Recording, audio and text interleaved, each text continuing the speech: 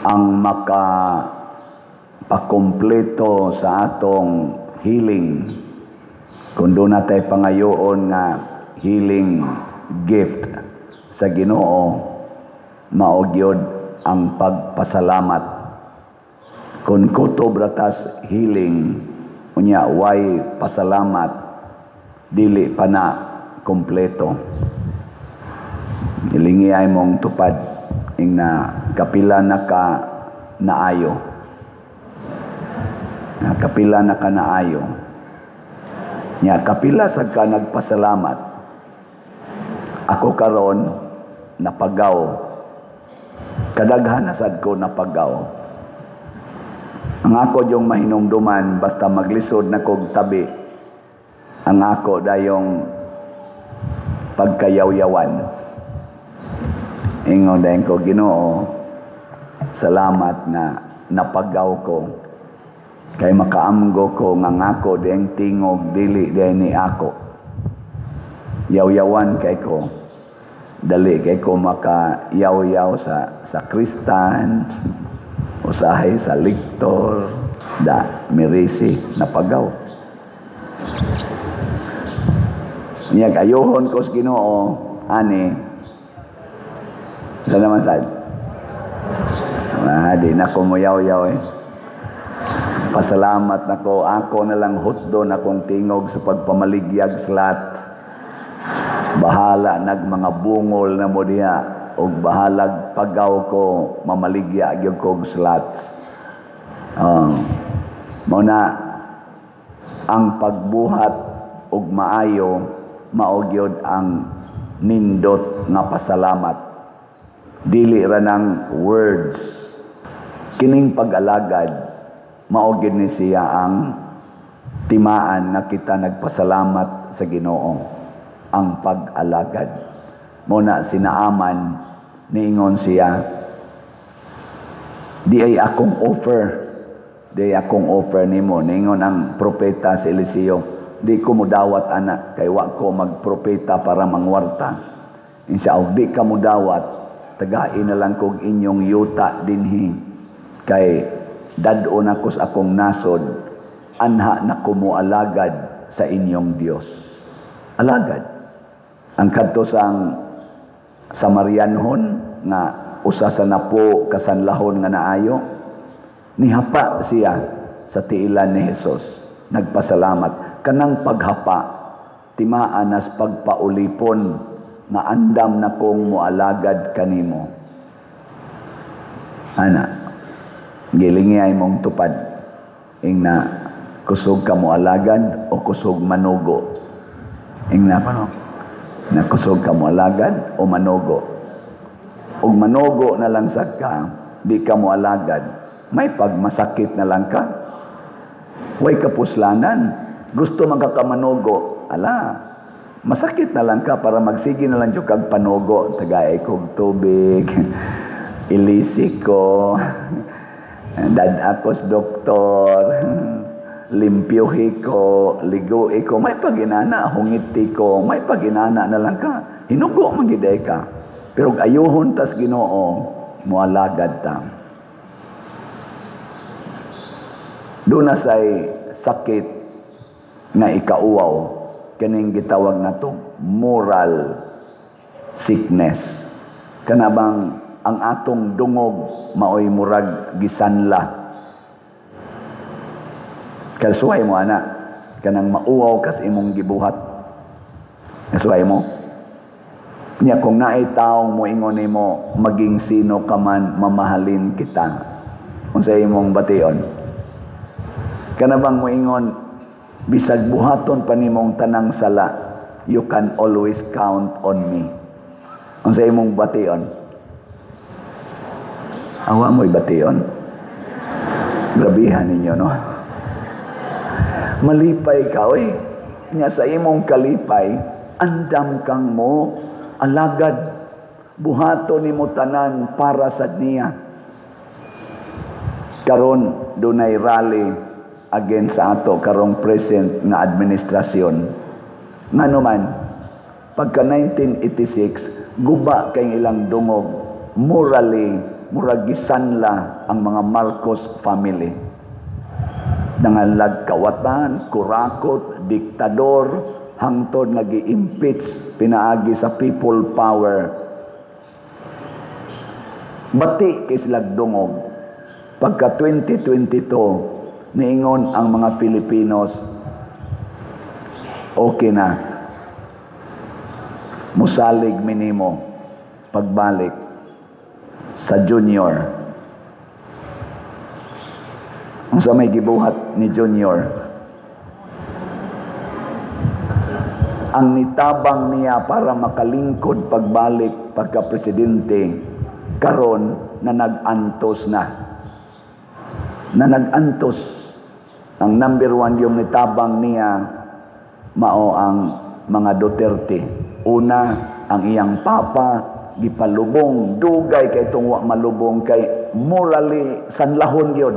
Kanang wa giayo para sa mga Pilipinos. Munang wa gipalubong sa libingan ng mga bayani for how many decades? From kanus ato namatay, 88. Hangtod na lang ugwap amulingkod si President Rodrigo Duterte, di gyud malubong.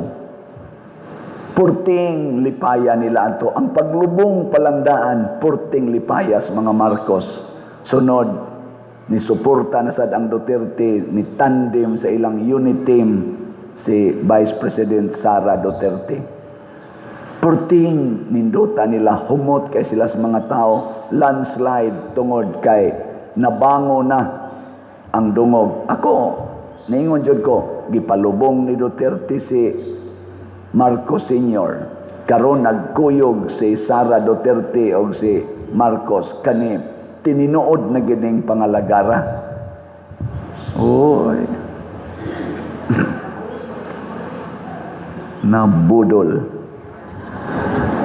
Pero wa man ginaangkona sa atong presidente, tagaan lang sa nato siya og benefit of the doubt. Ang ako lang hangyo nga iyang untang magpakabana unta siya sa nanghitabo karos Pilipinas. Kung dili man siya mao'y nagbuhat ani, ibutang talang in quotation, kung dili siya mao'y nagbuhat ni ining trillions of corruptions, niining mga injustisya left and right, niining mga substandards nga mga projects sa DPWH o uban pang mga departamento. Kung dili man siya nagbuhat ani, iya untang tagaan og tinuod nga pagtagad og pagsulbad, dili kay magpakahilom lang. Kay ang iyang pagpakahilom, it's an outright affirmation na ako'y nagbuhat ani. Ug mao nay angayan natong ipetisyon sa atong mga rally. Kining ato rong misa, prayer rally ni nato. Ampo na dili na unta magpadayon kining kabuang sa atong mga pipila ka mga government leaders nga gipahimuslan ang atong pagbinuotan, ang atong pagdawat nila bisag masalaypon, ila pag yung pahimuslan. Ato ng ipetisyon sa atong misa karon. Prayer rally ni. Di ta dito sa karsada kay pagaw kay ta. O asag kumaanad anak. Anhi ta dinhi sa simbahan. Ikaduha, muhangyo tas Ginoo na panalipdan ta ni ining mga linog, bagyo ug uban pang kalamidad. Ang linog ro nato gatabok-tabok way siguro karong taod-taod.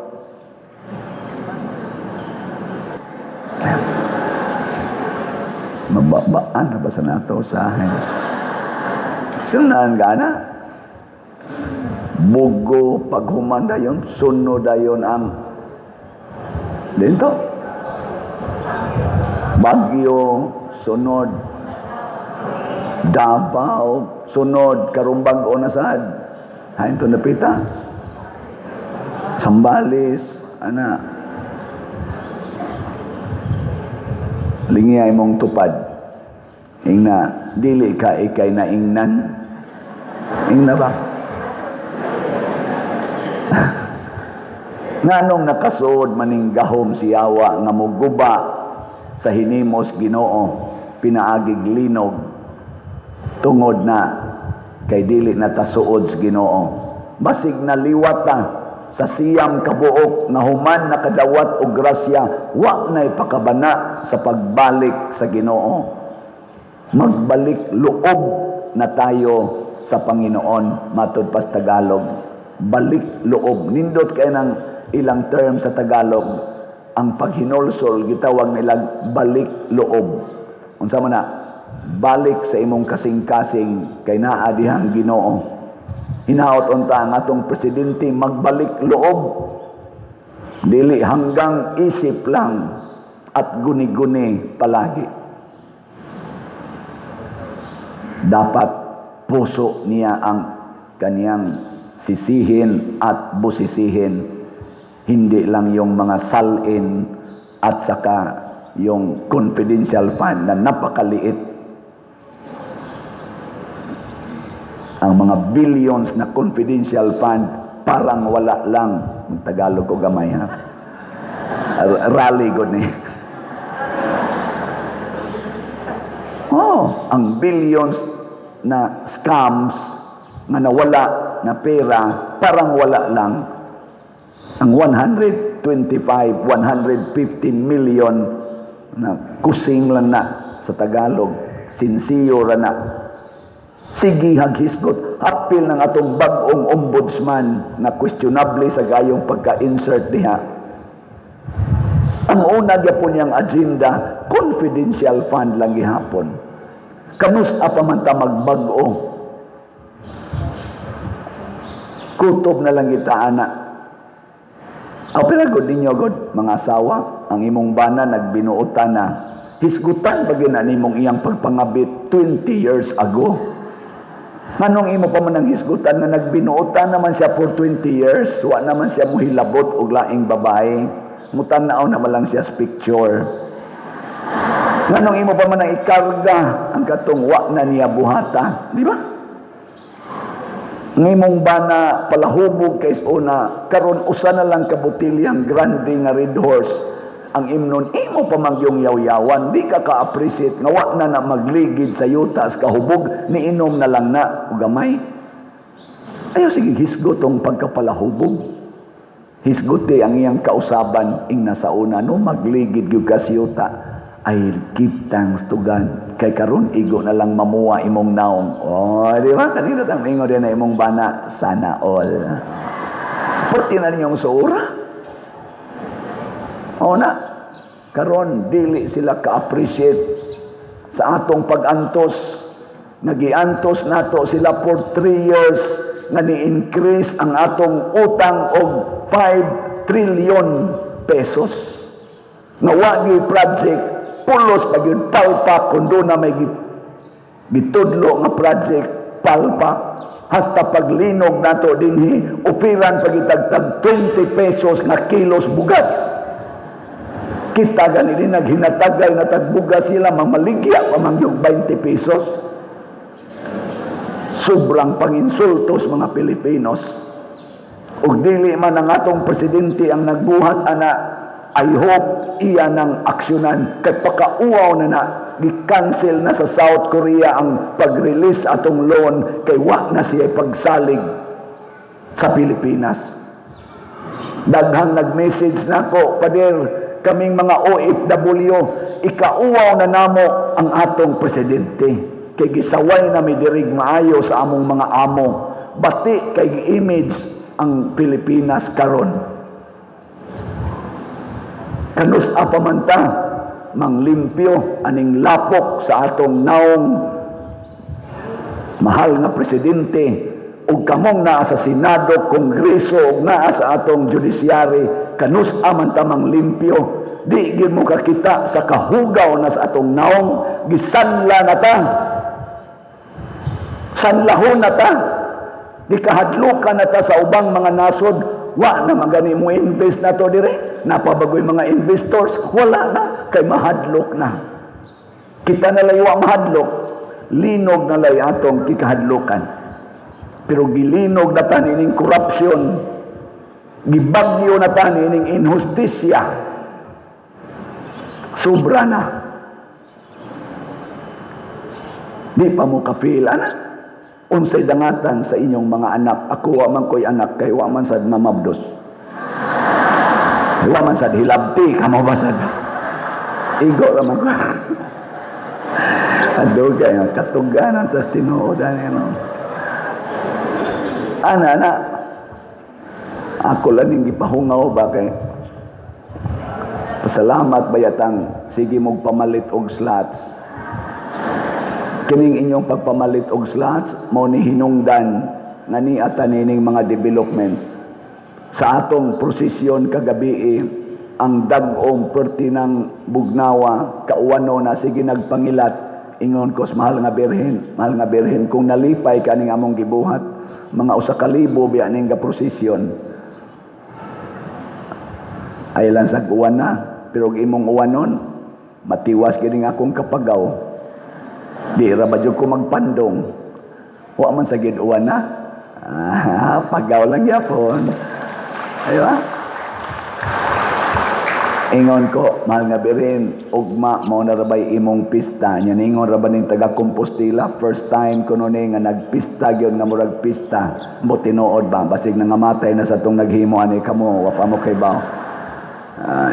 First time ni ninyo, first time sa din ako, magpista ta karong hapon, katapusan na itong misa karon, alas 5 sa hapon, iguman ana, wala na tayo misa sa alas 7, mga onta dias gawas magdatas ato mga pagkaon kanang gikan sa inyong kusina dad adinhi sawan atog kaon kana mga kinilaw ninyo nga puso saging mga unsa pa na diha mga ginamos dad adiri pro pakapinilan sa glitson siguro gamay o kanang nagnog pista man ang sa makapinan butang diha natos gawas ngaon ta diha naay mo entertain nato napo ka grupo mag unsa na sila diha sayaw tumbling pag honor nato sa mahal nga birhen akong giingnan sang mahal nga birhen kanindot unta kung wa lang gyoy daotang sitwasyon o daotang panahon saman okay ingon day mahal nga birhen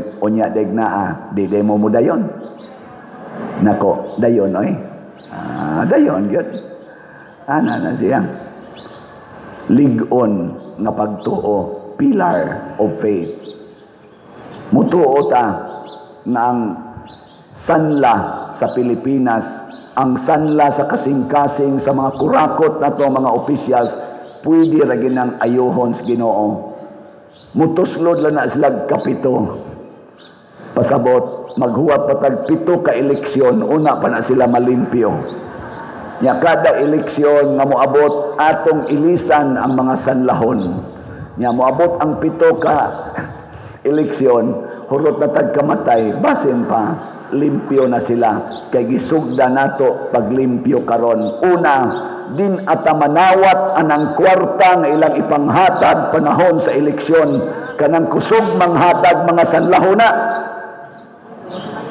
sanlahon kanang kusog manghatag ayaw dawat butar bisag wa pa kay ihatag diha di na sa tamuoyon anang sige nilang pangangkon anang mga projects nga butangan dayon nilang ilang mga ngan o mga naong as if sila kuno'y tag-iya ng among project kita ang nagbuhis kita ang igarantiya ana ang atong naong mo ibutang dili ang ilang naong ingay mo tupad ina mo sugot ka ibutang imong naong bati-bati ra ba sa tagnaw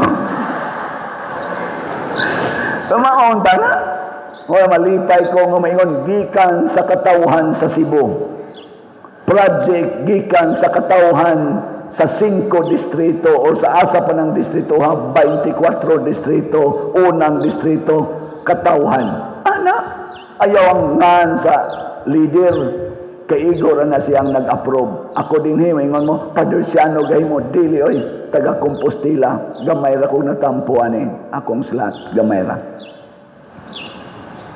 nakaspend na ta og slots. Mo ni atong mga slots karon sa PPSC niabot na og 37,444 ka slots ang atong halin sa PPSC. Tag 100 pesos niabot na nig mga 3.7 million. Dili na akong kwarta, inyo ng kwarta, ato ning kwarta. Dili lang sa territorial appeal ng mga online nato nga parishioners nga nagsigig tan-aw nato ug nagtabang nato nga dili taga Compostela pero nibati nga usar ta kasimbahan. Dili kay kapwa Pilipino muunay pagpapriso sa kapwa Pilipino nga way basihanan. Kapwa Pilipino muunay pagkurakot sa mga proyekto labi na gyud sa flood control. Sa iyang kapwa Pilipino, way mga batasan, way igabahos, way utang kabubuton. Gibangon ang ilang dungog, karon gusto nilang matumba pagbalik o matunas nga wa nagyoy pagbalik. Kuyaw kay na, muna ingos Kristo ang imong pagtuo mao'y nakaayo nimo.